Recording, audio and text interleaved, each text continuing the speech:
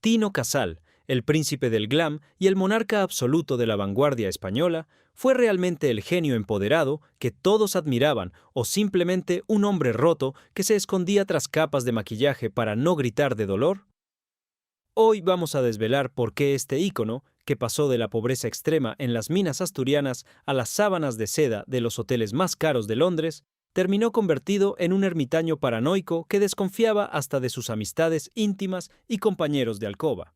¿Qué precio real pagó por su ambición cuando sus piernas empezaron a sufrir una condición catastrófica que amenazaba con postrarlo para siempre mientras el mundo bailaba sus canciones? ¿Y por qué sus supuestos amigos prefirieron ignorar las señales de sus hábitos destructivos con tal de seguir explotando su talento? De la gloria absoluta en los escenarios a la ruina financiera por su obsesión compulsiva con las antigüedades, y de la adoración de las masas a una soledad sepulcral interrumpida solo por el uso de sustancias prohibidas que nublaban su juicio en la penumbra de su museo privado. Descubriremos la traición de los directivos que intentaron robarle su identidad artística y el suceso oscuro en aquella carretera que muchos aseguran que no fue un simple azar del destino. Quédense con nosotros hasta el último segundo, porque hoy vamos a revelar lo que se ocultaba detrás del espejo de su mansión y la verdad prohibida sobre esa última madrugada de septiembre que provocó su viaje sin retorno en una tragedia que todavía hoy esconde piezas que no encajan. Para entender la magnitud del personaje que devoró al hombre, debemos viajar en el tiempo y situarnos en un escenario radicalmente opuesto al glamour que lo caracterizaría. Imaginen el año 1950 en la profunda y brumosa Asturias, específicamente en Tudela-Beguín, una localidad obrera y gris, donde el polvo del carbón se colaba por las rendijas de las ventanas y teñía de luto hasta los amaneceres. En ese entorno duro, marcado por el sonido de las sirenas de las fábricas y el sudor de los mineros, llegó al mundo un niño que parecía haber aterrizado en el planeta equivocado. Mientras los demás niños jugaban entre escombros y soñaban con heredar el casco de sus padres, él pasaba las horas dibujando figurines, imaginando palacios de cristal y vistiendo a sus muñecos con retales que robaba a escondidas. Su familia, de fuertes convicciones tradicionales, observaba con una mezcla de desconcierto y preocupación cómo el pequeño desarrollaba una excentricidad innata. Su hogar se convirtió en el primer campo de batalla de su vida. Las expectativas de sus padres, que deseaban para él un futuro seguro y convencional, chocaban de frente con la naturaleza desbordante de un alma que exigía oro, seda y ovaciones. Cada reprimenda era una herida invisible en su frágil autoestima, un rechazo doloroso que lo empujaba a refugiarse cada vez más en su propio universo imaginario. La música y el arte no fueron para él un simple pasatiempo infantil, sino una tabla de salvación, la única vía de escape ante una realidad asfixiante que amenazaba con marchitar su talento antes siquiera de que pudiera florecer.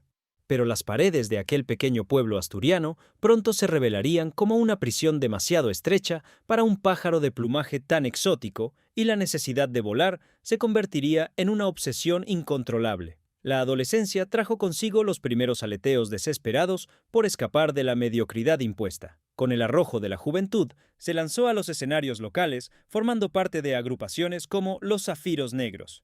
Imagínenlo, un adolescente con ínfulas de estrella intergaláctica, cantando en verbenas de pueblos rurales frente a un público rudo que apenas comprendía qué hacía ese muchacho de ademanes extraños y voz aguda contorsionándose bajo las luces de feria. Las miradas de incomprensión y las burlas disimuladas fueron su primer bautismo de fuego. Sin embargo, su tenacidad era inquebrantable. El destino pareció sonreírle fugazmente cuando dio el salto a los Archiduques, una banda con la que llegó a saborear el engañoso néctar de la industria musical. Grabaron discos que hoy en día los coleccionistas se disputan como reliquias sagradas. Aquel parecía ser el billete dorado hacia la libertad, pero la realidad de la España de los años 60 era un muro de hormigón armado. La industria estaba controlada por ejecutivos de mente estrecha, señores de traje gris que solo buscaban voces convencionales y melodías complacientes. Cuando él intentaba introducir arreglos diferentes o proponía estéticas audaces, se topaba con la risa condescendiente de los directivos. El rechazo fue sistemático y humillante. Le hicieron sentir que su visión era un error, una simple rareza sin valor comercial. Aquella decepción fue un golpe devastador para su espíritu perfeccionista. Descubrió de la peor manera que el mundo del espectáculo podía ser un pantano cruel y despiadado, dispuesto a tragar a cualquiera que se atreviera a desafiar la monotonía imperante.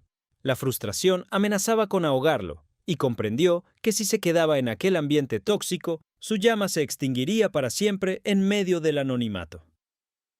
La decisión que tomó a continuación cambiaría su destino de forma irreversible. Con el corazón lleno de cicatrices pero ardiendo de ambición, decidió que era el momento de dejar atrás la tierra que lo vio nacer y emprender una huida desesperada. Su destino no podía ser otro que la niebla y el misterio de la ciudad que en ese momento dictaba las reglas del mundo. Londres. Imaginen a este joven asturiano bajando del tren en la estación de Victoria a principios de los años 70, con poco dinero en los bolsillos, pero con los ojos desorbitados ante el espectáculo que se abría a su paso. Fue un choque cultural y visual de proporciones épicas. Allí, en las calles mojadas de la capital británica, presenció en primera fila la explosión de la revolución del glam rock. Figuras andróginas con plataformas kilométricas, purpurina en los pómulos y cabelleras escarlatas dominaban la escena. Para él, fue como una revelación divina.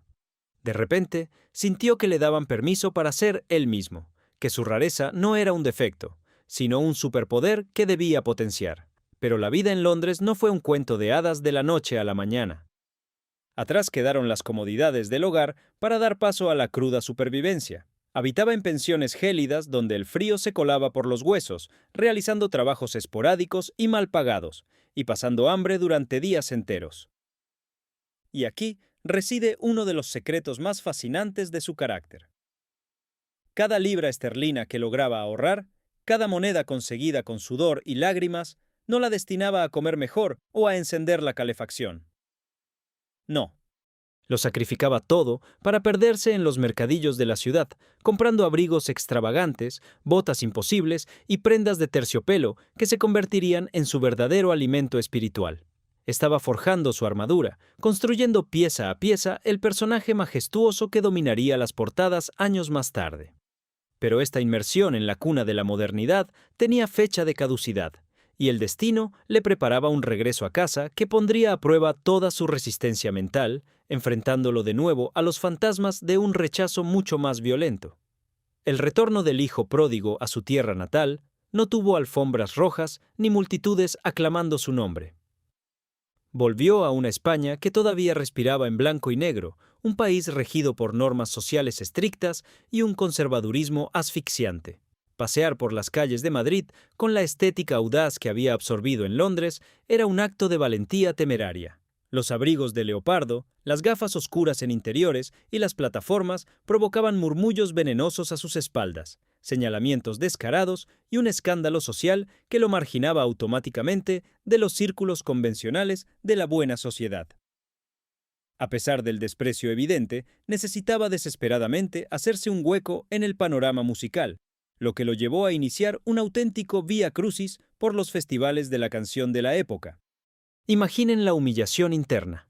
Un artista que había respirado la libertad pura del vanguardismo británico, obligado a presentarse ante jurados de rostros estirados que lo miraban como si fuera una aberración incomprensible. En eventos musicales de renombre en todo el país, fue juzgado con una dureza implacable.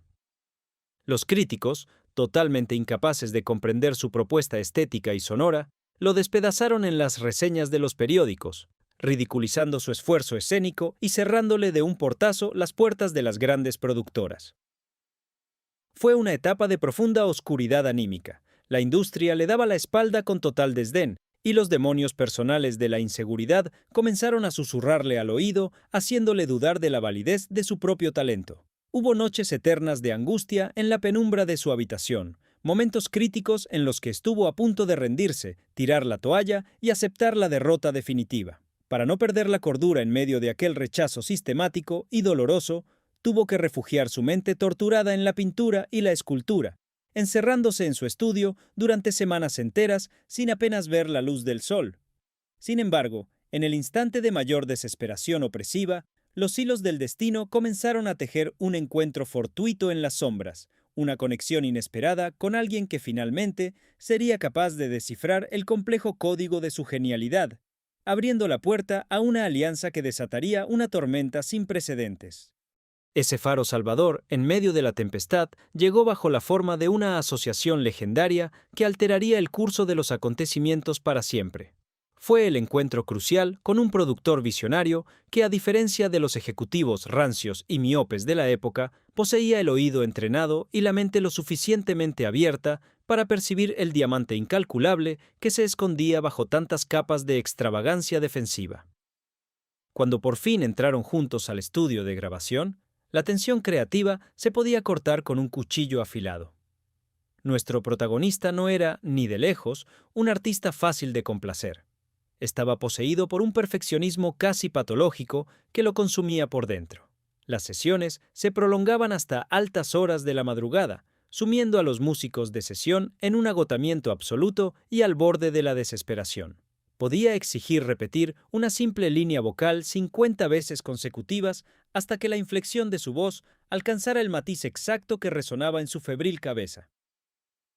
Si un solo instrumento sonaba ligeramente fuera de su visión barroca, estallaba en cóleras monumentales, defendiendo su integridad artística con la ferocidad de una fiera acorralada dispuesta a todo. Pero esta obsesión desmedida por el control absoluto no se limitaba a las pistas de audio y las consolas de mezcla.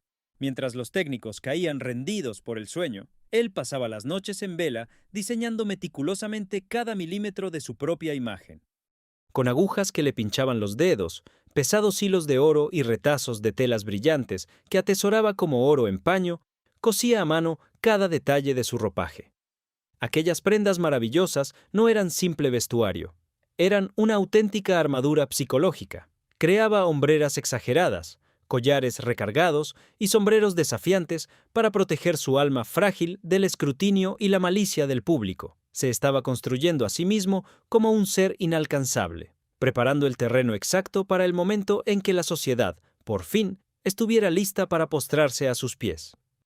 Y ese momento, impulsado por una explosión de libertad reprimida en la capital, estaba a punto de detonar en la cara de todos los que alguna vez se atrevieron a dudar de él. El advenimiento de la nueva década trajo consigo un estallido de modernidad que sacudió los cimientos de la capital española, transformando las calles de Madrid en un hervidero de creatividad desbordante.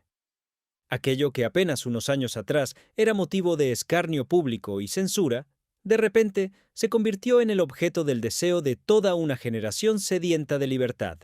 Fue a principios del año 1981 cuando lanzó su primer trabajo en solitario que rompió definitivamente los esquemas establecidos. Con una producción impecable y una imagen que dejaba sin aliento, pasó en un abrir y cerrar de ojos de ser un artista marginado e incomprendido a sentarse en el trono absoluto de la vanguardia.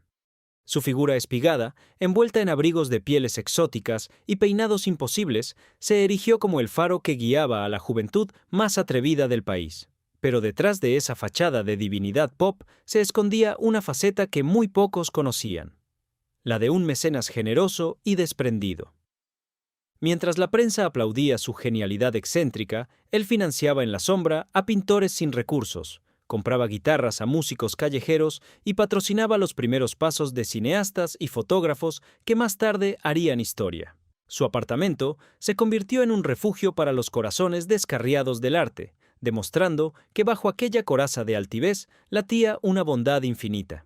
Sin embargo, este ascenso meteórico hacia las estrellas traía consigo un reverso oscuro, un precio asfixiante que la fama empezaría a cobrarle con intereses desorbitados, empujándolo hacia un laberinto del que le resultaría casi imposible escapar. El delirio colectivo alcanzó proporciones estratosféricas con la llegada del año 1983 y el lanzamiento de canciones que hoy son auténticos himnos intergeneracionales. Aquel éxito desmesurado, con melodías que retumbaban incesantemente en cada emisora de radio, en cada discoteca y en cada rincón del país, le otorgó por fin la riqueza material con la que soñaba aquel niño triste en las grises calles de Asturias. Pero el oro y el platino de sus discos enmarcaron la pérdida absoluta de su privacidad. De la noche a la mañana, salir a comprar el periódico se convirtió en una misión de alto riesgo. Hordas de admiradores enloquecidos lo acosaban a plena luz del día, arrancándole pedazos de ropa y exigiendo una porción de su alma. Junto a la adoración pública, emergieron de las sombras decenas de falsos amigos, aduladores profesionales y sanguijuelas que buscaban desesperadamente una tajada de su inmensa fortuna. Esta invasión constante plantó la semilla de una paranoia paralizante en su mente. Contrató guardaespaldas, blindó las ventanas de su casa y comenzó a desconfiar hasta de su propia sombra. El contraste emocional era verdaderamente desgarrador. Por las noches, reinaba supremo sobre escenarios abarrotados por decenas de miles de personas que coreaban su nombre hasta el delirio. Pero al amanecer, cuando se apagaban los focos y giraba la llave de su apartamento repleto de antigüedades, lo devoraba una soledad sepulcral y aterradora. Ese silencio ensordecedor de su hogar, sin nadie real en quien confiar plenamente, lo empujó a buscar consuelo en los espejismos fugaces y peligrosos que ofrecía la noche madrileña. La inmersión en la frenética vida nocturna de los años 80 fue un torbellino que lo arrastró con la fuerza de un huracán. Era una época deslumbrante pero engañosa, donde los límites morales y físicos se desdibujaban rápidamente entre luces de neón y risas estridentes. En un intento desesperado por silenciar la ansiedad que le provocaba la fama y el ritmo de trabajo inhumano, comenzó a coquetear con hábitos destructivos y dependencias químicas que circulaban libremente en las fiestas de la alta sociedad. Aquellas sustancias prohibidas, que inicialmente parecían prometer un alivio mágico para su mente sobrecargada, no tardaron en revelar su verdadera naturaleza, cobrando un peaje altísimo en su salud física y mental. Los episodios de descontrol se volvieron cada vez más frecuentes, marcados por ausencias inexplicables, cambios de humor volcánicos y madrugadas de las que luego no guardaba memoria. Su círculo íntimo de colaboradores, aterrorizado ante la posibilidad de que la gallina de los huevos de oro se desplomara frente a las cámaras, trazó un cerco de silencio impenetrable a su alrededor. Se dedicaron a encubrir sus excesos, a sobornar a testigos de sus peores momentos y a maquillar las ojeras profundas que revelaban sus batallas contra esos demonios personales. Lo protegían de la prensa, sí, pero al mismo tiempo lo aislaban aún más en su jaula de oro, dejándolo a merced de una tormenta interior que clamaba por una tabla de salvación emocional que tristemente debía mantenerse oculta a los ojos del mundo. Si la gestión de su fama era un castillo de naipes a punto de derrumbarse, la exploración de su vida sentimental era la bóveda mejor guardada de todo el reino. Su intimidad estuvo siempre envuelta en un denso velo de misterio, motivado por el pánico cerval al rechazo del público y a las represalias de una industria musical que, pese a sus aires de modernidad, seguía siendo implacablemente conservadora en las altas esferas. Las revistas de la época intentaban desesperadamente emparejarlo con mujeres despampanantes, construyendo una narrativa ficticia que él aceptaba a regañadientes por puro instinto de supervivencia profesional. Sin embargo, la realidad de sus relaciones cercanas era muy distinta y dolorosamente clandestina. Mantuvo amistades íntimas profundas y pasionales que se desarrollaron en la más estricta discreción, encuentros furtivos donde por fin podía quitarse la máscara del ídolo y ser simplemente un ser humano sediento de afecto. Pero el peso del secreto corroía invariablemente estos vínculos. Sus parejas no soportaban vivir siempre en la sombra, escondidos como si fueran criminales, saliendo de su casa a altas horas de la madrugada para evitar a los paparazzi. Estas historias terminaban, casi sin excepción, en amargas decepciones y corazones rotos, dejando cicatrices profundas que él luego transformaba en letras cargadas de melancolía. Vivía atrapado en un dilema constante y lacerante, entregarse por completo al amor verdadero y arriesgar todo lo que había construido, o mantener intacta la fachada impecable del dandy solitario e inalcanzable. Y mientras su corazón se desangraba en privado, en el ámbito público se gestaban guerras frías y conspiraciones que amenazaban con destruir su carrera desde dentro. El éxito sin precedentes no solo le trajo admiración, sino que también despertó una envidia corrosiva en los rincones más oscuros del mundo del espectáculo. Los roces y conflictos de ego con otras figuras prominentes de la escena musical eran el pan de cada día, formando un entramado de rivalidades secretas que la televisión jamás mostró. Cantantes que antes lo despreciaban ahora intentaban imitar su estilo, mientras que por la espalda lanzaban comentarios ponzoñosos sobre su excentricidad, incapaces de soportar que su talento polifacético opacara a todos los demás. Pero los verdaderos enemigos en la sombra no llevaban micrófonos, sino corbatas de seda. Los directivos de las grandes discográficas intentaron domar su espíritu rebelde, exigiendo que rebajara el tono de su imagen y produjera música más comercial y fácil de digerir. Las épicas batallas verbales que se libraban en aquellos despachos cerrados eran dignas de una tragedia griega, con gritos, amenazas de rescisión de contratos y objetos volando por los aires mientras él defendía su integridad artística como un león acorralado. La estocada más dolorosa, sin embargo, provino de la traición de personas en las que había depositado su confianza más absoluta. Asistentes y supuestos amigos filtraron a la prensa amarillista detalles de sus caprichos en el estudio y exageraron sus excentricidades a cambio de fajos de billetes, buscando empañar su brillante armadura. Se sintió rodeado de víboras, y la tensión acumulada por tantas batallas simultáneas terminó por quebrar la única fortaleza que le quedaba, su propio cuerpo, desencadenando una pesadilla médica que lo llevaría al límite de la resistencia humana. Corría el año 1985 cuando se inauguró el capítulo más aterrador de su existencia. Lo que comenzó como un simple esguince mal curado, una leve molestia en la pierna tras una actuación intensa, se transformó en semanas en una condición catastrófica que amenazó con arrebatarle todo. Su organismo, severamente debilitado por los hábitos destructivos y el ritmo frenético de trabajo, fue incapaz de combatir una infección que avanzó de manera voraz. El diagnóstico fue devastador. Una terrible necrosis que atacaba directamente los tejidos de sus piernas, comprometiendo no solo su movilidad, sino su permanencia en este mundo. Ingresado de urgencia, pasó largos e interminables meses confinado en una habitación aséptica de hospital, alejado del terciopelo y los focos. El dolor físico era indescriptible, superado únicamente por el terror absoluto de la amputación. Imaginen la agonía mental de este hombre, cuya máxima expresión vital era dominar el escenario con movimientos majestuosos, enfrentándose a la posibilidad real de pasar el resto de sus días atado a una silla de ruedas.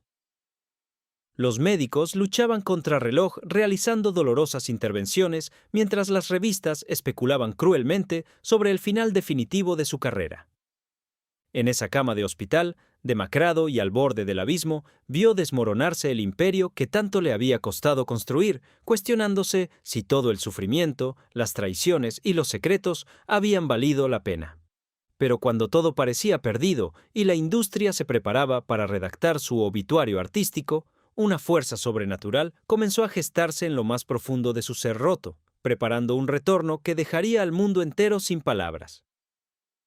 La recuperación de nuestro protagonista no fue, bajo ninguna circunstancia, el proceso higiénico y lineal que las notas de prensa de la época intentaron vender a un público ingenuo. Fue, en realidad, un descenso a los infiernos de la voluntad humana, una batalla cuerpo a cuerpo contra la rendición que se libraba entre sábanas empapadas de sudor y el olor penetrante a desinfectante clínico. Imaginen por un momento la tortura psicológica para un hombre que había hecho de la estética su religión y de la presencia escénica su mayor arma de seducción. Allí estaba él, postrado, viendo cómo su cuerpo, antes esbelto y ágil, se convertía en una prisión de carne dolorida y tejidos que se negaban a sanar. Los fisioterapeutas, en sesiones que se prolongaban durante horas de agonía silenciosa, le exigían movimientos que para cualquier otra persona serían insignificantes, pero que para él representaban un esfuerzo titánico, casi incompatible con la vida que conocía.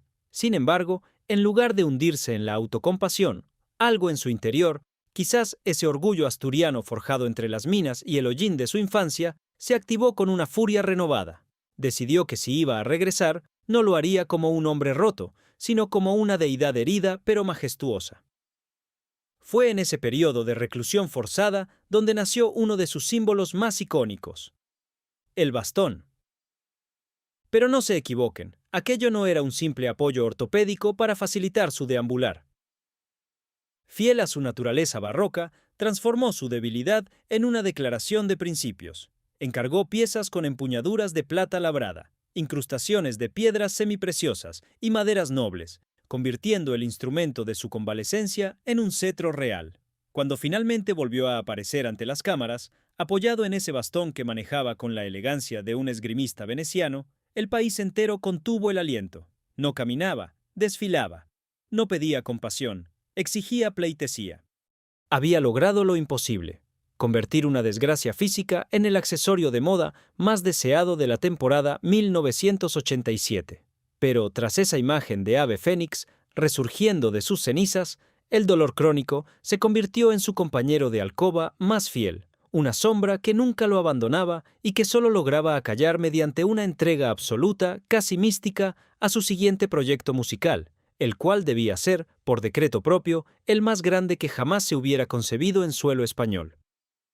Para alcanzar la excelencia absoluta y dejar una marca imborrable que el tiempo no pudiera erosionar, nuestro protagonista comprendió que debía abandonar la comodidad de los estudios locales y buscar la perfección en el epicentro mismo de la historia de la música. En el año 1987 emprendió un viaje cargado de simbolismo hacia los legendarios estudios de Abbey Road, en la capital británica. Cruzó aquel famoso paso de cebra no como un turista más, sino como un conquistador que regresaba al lugar donde años atrás había pasado hambre y frío. Su objetivo era una pieza que muchos consideraban inalcanzable, una canción que debía sonar a orquesta sinfónica, a drama operístico y a modernidad eléctrica al mismo tiempo. La inversión fue, sencillamente, escandalosa para los estándares de la industria de aquel entonces. Los directivos de su compañía discográfica sufrían ataques de ansiedad cada vez que llegaba una nueva factura proveniente de Londres. No escatimó en nada.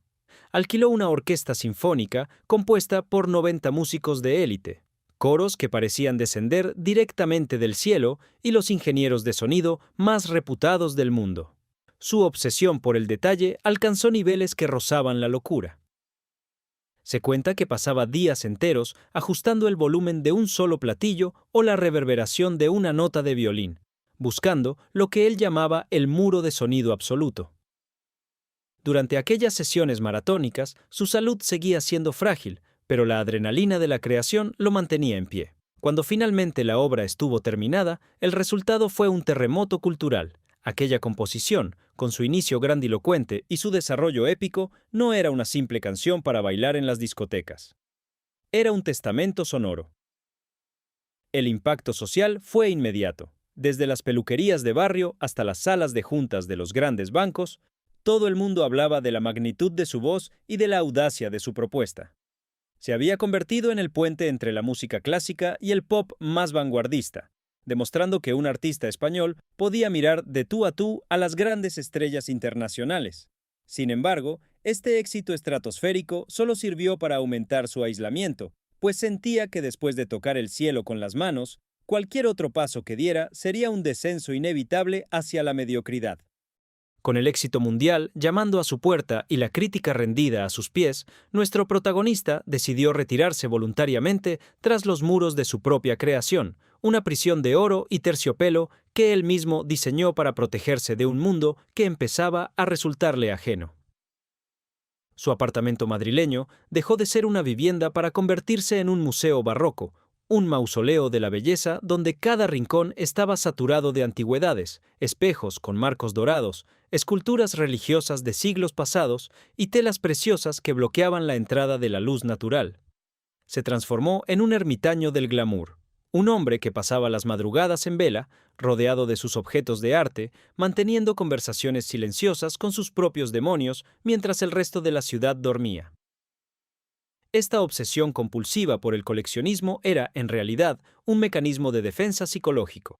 Si lograba rodearse de cosas perfectas e inmutables, tal vez el paso del tiempo y la decadencia física dejarían de acecharlo.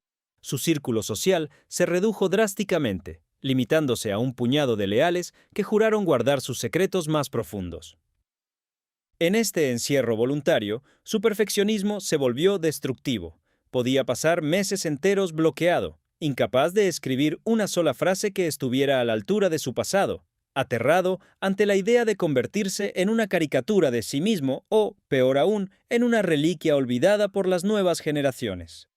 La presión de ser siempre el más moderno, el más transgresor y el más brillante terminó por agotarlo mentalmente. empezó a descuidar su alimentación, sustituyendo las comidas por largas sesiones de café y cigarrillos y refugiándose de nuevo en medicinas peligrosas para poder conciliar el sueño en medio de ese silencio ensordecedor que solo los genios conocen. Sus pocos visitantes describían una atmósfera cargada, casi irrespirable, donde el artista, envuelto en batas de seda china, analizaba cada detalle de su carrera con una frialdad analítica que asustaba. Estaba atrapado en su propia leyenda, y mientras el mundo exterior comenzaba a cambiar de piel, él permanecía estático en su templo de cristal, sin sospechar que los vientos de una nueva era estaban a punto de derribar sus murallas de la forma más inesperada. El final de la década de los 80 trajo consigo una transformación radical en el aire que respiraba el país. La efervescencia de la movida, aquel estallido de colores y libertad despreocupada que lo había encumbrado, comenzaba a evaporarse, dejando tras de sí un rastro de melancolía y cansancio. Una nueva era se asomaba por el horizonte, una década de los 90 que prometía ser mucho más sobria, electrónica y, en cierto modo, cínica. Nuestro protagonista observaba este cambio desde su atalaya con una mezcla de desdén y una angustia que no se atrevía a confesar. De repente, la estética barroca, los excesos visuales y la grandilocuencia emocional empezaban a ser vistos por los críticos más jóvenes como algo anacrónico, casi como un disfraz que ya no encajaba en la realidad de un país que quería ser moderno a toda costa, pero de una manera más gris y funcional. Para él, ver cómo el mundo se volvía predecible era una forma de tragedia personal. Además, el entorno social estaba marcado por una sensación de orfandad desgarradora. Muchos de sus antiguos compañeros de batallas nocturnas, aquellos con los que compartió confidencias y momentos de alcoba en los años de gloria, estaban desapareciendo uno a uno, víctimas de los mismos hábitos destructivos que él había intentado domar. Cada vez que recibía la noticia de que otra luz amiga se había apagado para siempre, se sumía en un mutismo que duraba días. Se sentía como el último superviviente de una civilización que se hundía en el océano del olvido. Esta soledad no era solo física, sino generacional. Empezó a preguntarse si todavía tenía algo que decir en un mundo que prefería los sonidos sintéticos y las imágenes minimalistas frente a su complejidad artesanal. Intentó adaptarse, buscando nuevos sonidos y colaborando con artistas emergentes, pero su esencia era demasiado potente para ser domesticada. En sus cuadernos de aquella época, que pocos han tenido el privilegio de leer, se adivina una premonición oscura, un sentimiento de que su tiempo se estaba agotando y de que la función estaba llegando a su acto final sin que él hubiera tenido tiempo de ensayar el saludo definitivo. A medida que el calendario avanzaba implacable hacia los meses finales del año 1991, una atmósfera extraña, casi densa, comenzó a envolver la figura de nuestro protagonista. Quienes formaban parte de su círculo más íntimo, aquellos pocos que tenían el privilegio de cruzar el umbral de su casa-museo, empezaron a notar un cambio sutil pero inquietante en su comportamiento. No era solo la fatiga física acumulada tras años de batallas contra sus propios demonios y dolencias corporales. Era una suerte de urgencia febril, una necesidad casi desesperada de concluir cada uno de los proyectos que tenía entre manos. Se volcaba en la pintura con una intensidad que asustaba, pasando noches enteras frente al lienzo, retratando figuras que parecían advertir sobre la fragilidad de la existencia. En sus conversaciones solía deslizar reflexiones melancólicas sobre la fugacidad de la gloria, preguntándose qué quedaría de su obra cuando su voz dejara de resonar. Hubo momentos premonitorios que hoy, vistos con la perspectiva del tiempo, nos hielan la sangre. En una de sus últimas apariciones públicas, su mirada, habitualmente desafiante y cargada de misterio, parecía buscar algo más allá del horizonte, como si estuviera contemplando el final de un camino que solo él podía ver. Sus amigos recordaban cómo, de forma inusual, se despedía de ellos con abrazos más largos de lo habitual, con palabras que sonaban a un testamento emocional no escrito. Estaba preparando su próximo gran salto creativo, un disco que prometía ser una revolución sonora aún mayor, pero en el aire flotaba un presentimiento amargo, una sensación de que el destino estaba barajando las cartas de una forma que nadie podría prever. Madrid, aquella ciudad que lo había coronado como su rey absoluto, se preparaba para vivir una de sus noches más oscuras, bajo un cielo que amenazaba con romperse en 1000 pedazos sobre el asfalto. La madrugada del domingo, 22 de septiembre del año 1991, quedará grabada a fuego en la crónica negra y sentimental de todo un país. El ambiente en la capital era pesado, cargado de esa electricidad que precede a las grandes tormentas. Nuestro artista, incansable buscador de sensaciones, había pasado parte de la noche disfrutando de la compañía de sus allegados en una conocida sala de fiestas, buscando quizás ese último destello de alegría antes de sumergirse de nuevo en el trabajo. Nadie podía sospechar que, al decidir subir a aquel vehículo de color blanco, junto a 3 acompañantes, estaba firmando el inicio de su viaje sin retorno. Eran cerca de las 6 de la mañana cuando el grupo decidió poner rumbo a un estudio de grabación situado en las afueras, en Pozuelo de Alarcón. La lluvia, pertinaz y traicionera, había convertido la carretera en un espejo negro y resbaladizo. Al volante se encontraba un colaborador cercano, y en el asiento del copiloto, envuelto en su aura de leyenda, nuestro protagonista. Al llegar al kilómetro 5 de la carretera de Castilla, el exceso de velocidad y el capricho cruel del azar se aliaron de la forma más catastrófica posible. El vehículo perdió el contacto con la realidad del suelo, derrapando violentamente sobre el pavimento mojado hasta impactar de forma brutal contra un poste de iluminación. El estruendo del metal, retorciéndose, rompió el silencio de la aurora. En ese instante preciso, el tiempo se detuvo. Los servicios de emergencia, al llegar al lugar del suceso oscuro, se encontraron con una escena dantesca. Mientras los otros 3 ocupantes lograban sobrevivir al evento fatal con heridas de diversa consideración, la luz más brillante de la movida se había apagado casi instantáneamente. El impacto había sido incompatible con la vida para aquel que tanto había dado por el arte. El suceso fue tan repentino, tan carente de lógica para un genio de su calibre, que la primera reacción de quienes acudieron al rescate fue de una incredulidad absoluta. No podía ser él.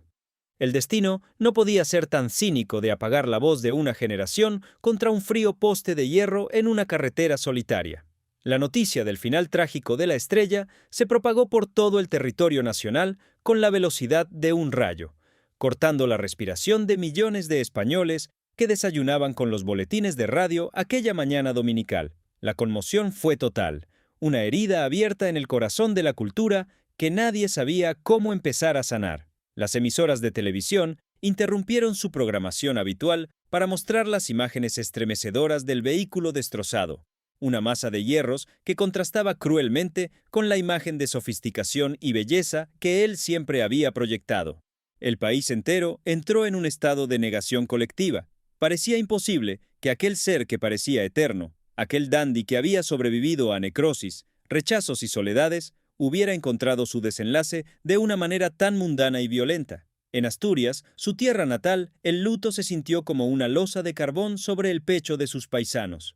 Sus colegas de profesión, desde los más consagrados hasta los que apenas empezaban, quedaron paralizados, incapaces de articular palabra ante la pérdida del maestro que les había enseñado que no había límites para la imaginación.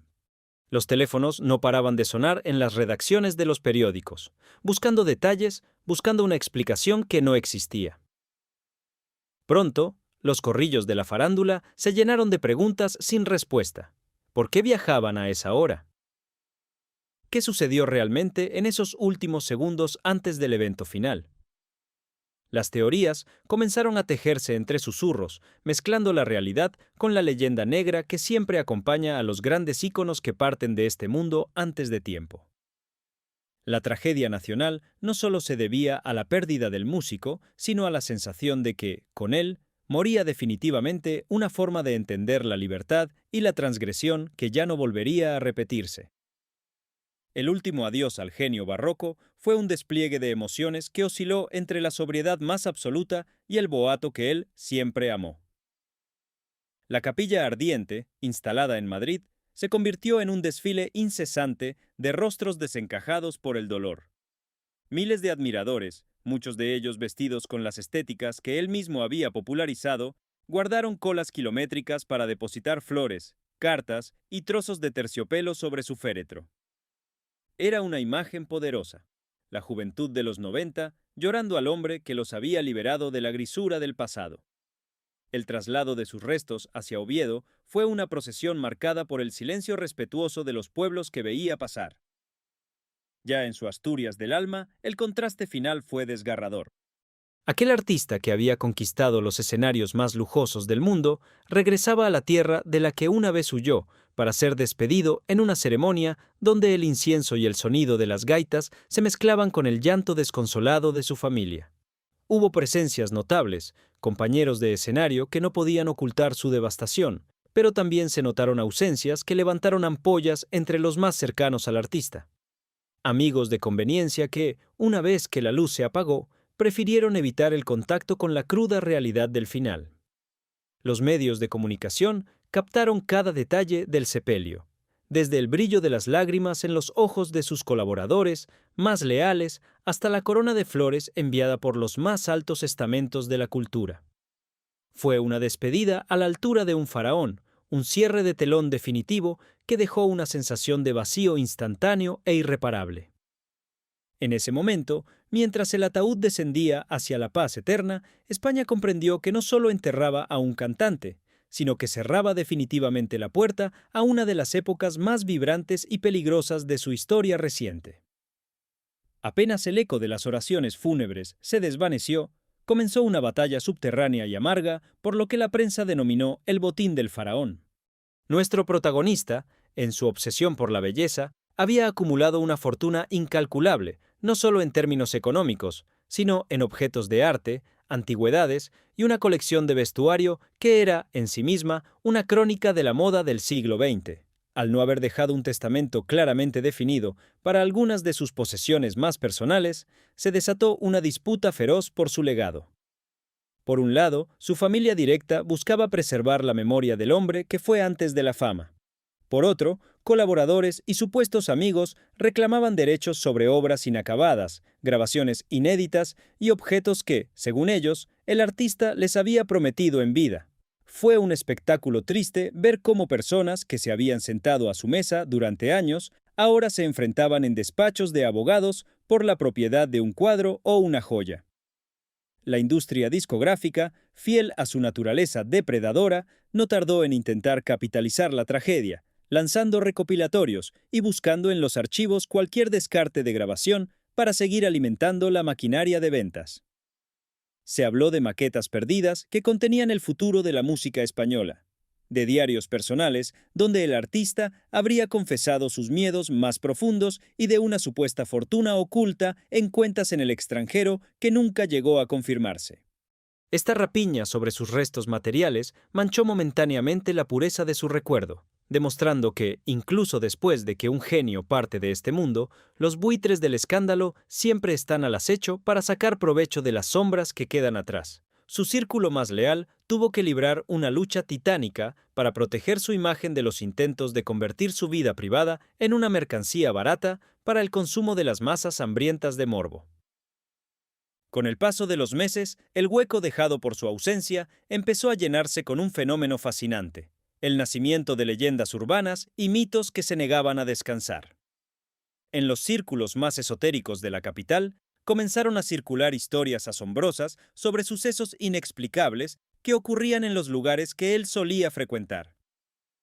Se hablaba de sombras vestidas de terciopelo que se veían en los pasillos de su antiguo apartamento, de grabaciones donde, al jugar con las frecuencias, se escuchaban susurros que advertían sobre peligros futuros.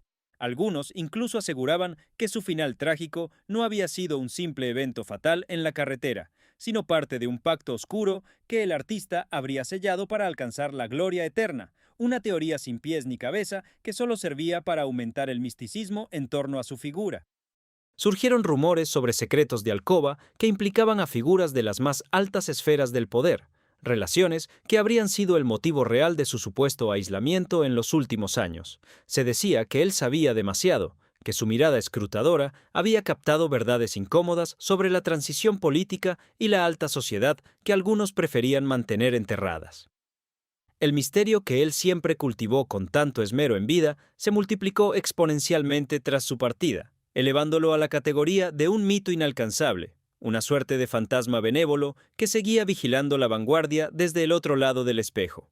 Cada objeto que salió a subasta, desde un simple boceto hasta sus icónicos zapatos de plataforma, era analizado como si contuviera una clave oculta para descifrar su enigmática existencia. El hombre se había marchado, pero el personaje se había vuelto inmortal, alimentado por el hambre de una sociedad que no podía aceptar que su ídolo más sofisticado fuera, al final de todo, un ser humano de carne y hueso, vulnerable a la fatalidad de una madrugada lluviosa. Han tenido que pasar décadas, muchas vueltas del reloj y una madurez colectiva que apenas estamos empezando a comprender, para que la figura de nuestro protagonista sea analizada con la justicia y el rigor que merece su inmenso talento.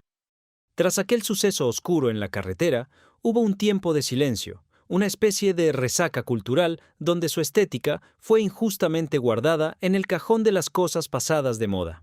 Pero el tiempo, ese juez implacable que suele poner a cada cual en su sitio, ha dictado sentencia a favor del genio asturiano. Hoy en día, los críticos más prestigiosos y los musicólogos de nuevas hornadas coinciden en una verdad que en los años 80 solo unos pocos intuían. Él no era simplemente un cantante de éxito, era un arquitecto del sonido y un visionario de la imagen que estaba, por lo menos, 50 años por delante de sus contemporáneos. Mientras otros se conformaban con ritmos sencillos y letras de usar y tirar, él construía catedrales sonoras. Al analizar sus partituras, descubrimos influencias que van desde el neoclasicismo más puro hasta el rock progresivo más complejo, todo envuelto en un celofán de pop brillante que lo hacía accesible a las masas. Los diseñadores de alta costura de este nuevo siglo, desde las pasarelas de París hasta las de Milán, estudian sus archivos fotográficos como si fueran textos sagrados. Su capacidad para entender que la ropa no era solo abrigo, sino una declaración política y artística de libertad absoluta, ha servido de inspiración para figuras que hoy dominan la escena mundial. Se ha convertido en un objeto de culto, en un referente de lo que significa ser un artista total, alguien que no entiende de fronteras entre la pintura, la escultura y la música. Aquellos que en su momento lo tildaron de extravagante o de simple adorno visual, hoy tienen que agachar la cabeza ante la profundidad de su legado. Pero este reconocimiento tardío nos obliga a preguntarnos, ¿por qué no se le dio este valor mientras su luz todavía brillaba entre nosotros? ¿Fue quizás que su resplandor era tan potente que cegaba a quienes tenían la misión de juzgarlo?